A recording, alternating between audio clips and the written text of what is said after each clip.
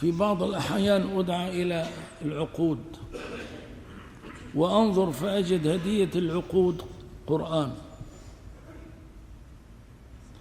بتخيل بيرجع ذهني للجهة الداعية، كل الأد يعني مهتم بالقرآن، كل الأد ليل ونهار عم يقرأ قرآن لحتى صار بده يوزع القرآن على الناس أبدا، ولكن مظهر من المظاهر. وهو يعلم أن في الناس الذين يدعوهم من لا يقيم للقرآن وزنا. هو يعلم أن في الناس الذين يدعوهم من إذا أخذوه للبيت ألقوه جانبا، وبتمر السنوات والغبار هكذا على المصاحف التي كثرت وجاءت كلها عن طريق الدعوات إلى العقود ونحو ذلك. Pada beberapa kesempatan saya diundang ke beberapa acara akad. Saya melihat hadiah akad itu adalah Al-Quran. Saya membayangkan berarti pihak yang mengundang ini sangat perhatian terhadap Al-Quran. Seolah-olah kerja mereka siang dan malam adalah Al-Quran. Sampai-sampai mereka ingin membagikan Al-Quran kepada orang-orang. Tidak, ini hanya sebatas bentuk luarnya saja. Padahal ia tahu bahwa di antara orang yang ia undang, ada yang tidak memberi nilai apapun kepada Al-Quran. Ia tahu bahwa di antara mereka ada yang ketika membawa mushaf ke rumah akan meletakkan begitu saja. Tahun demi tahun berlalu, debu pun mulai menumpuk pada mushaf-mushaf yang banyak itu, yang semuanya datang melalui undangan-undangan akad dan semacamnya. يا رجل ما عندك غيرة على كتاب الله؟ لك ما عندك غيرة على كلام ربنا عز وجل؟ هيك تجي بتنزل قيمة القرآن وبتجعله بين إيدين أشكال وألوان من الناس، ربما في ناس لا يؤمنون به ولا نهائي. طيب يا عمي في 20 شيء هدية تانية بتقدر توزع عليهم. هذا إلى جانب ما وراء ذلك من عدم الاكتراث بالقرآن من كثرة ما يسمع هنا وهنا وهنا وهناك. القرآن عزيز.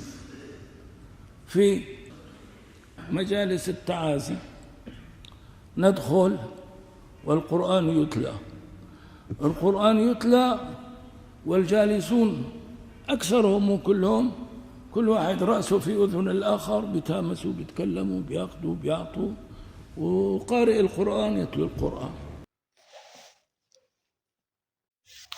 Wahai manusia, apakah engkau tidak memiliki rasa cemburu kepada kitab Al-Quran, kepada kitab Allah? Apakah engkau tidak punya rasa hormat kepada firman Tuhan yang maha mulia?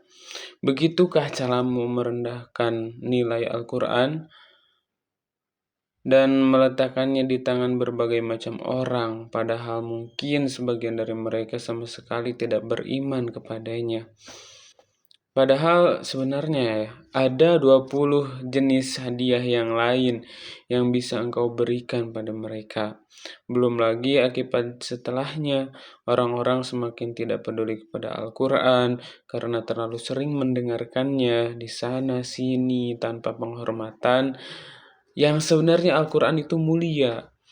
Dalam majelis takziah, kita masuk dan Al-Quran sedang dibacakan.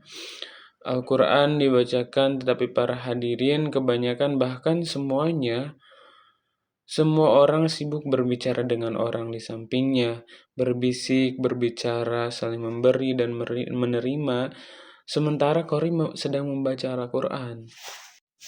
في بعض الأحيان قارئ القرآن يعني بتاخذوا العزة لنفسه مو للقرآن، إنه أنا عم بقرأ وما حدا عم يسمعني، صوتي منيح وكذا وما حدا عم يسمعني، فيتضايق ويقول سماع يا أخواننا سماع. هو يعني مو يعني غيرة على القرآن، غيرة على نفسه، فكيف على القرآن؟ نعم. والشيء الأدهى وهذا مما يؤلمني أيضا، أنا زيد من الناس مثلي إذا دخل يشار إلى القارئ أن يصمت، وبيفز مين يقدم لك حكاية تفضل اتكلم. مالين جماعة من القرآن بدهم يسمعوا واحد، ولما بيتكلم هذا الإنسان تلاقي كلهم قعدوا صاروا يسمعوا.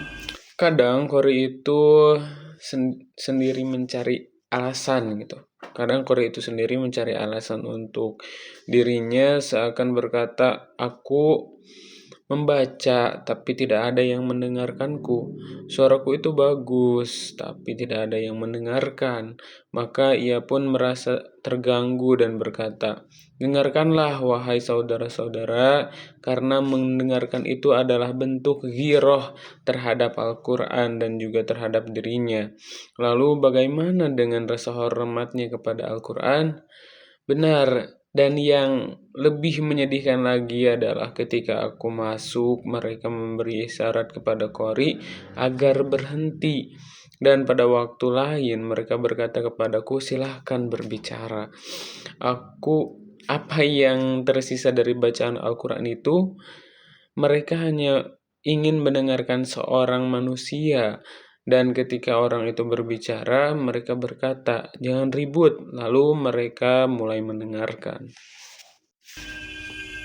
مو لله، لو كان لله لكان إنصاتهم لكلام الله، لكان أصبحت أكره يعني إلقاء الكلمات في هذه المجالس كراهية شديدة، حتى كدت أن أقاطع مجالس التعازي من أجلها. لم تأخذك ثانية. Demi Allah, seandainya itu karena Allah, niscaya mereka akan lebih mengutamakan mendengarkan Allah. Hal itu membuatku sangat benci menyampaikan kata-kata di majelis-majelis itu. Hingga hampir saja aku memutuskan untuk tidak lagi menghadiri majelis takziah.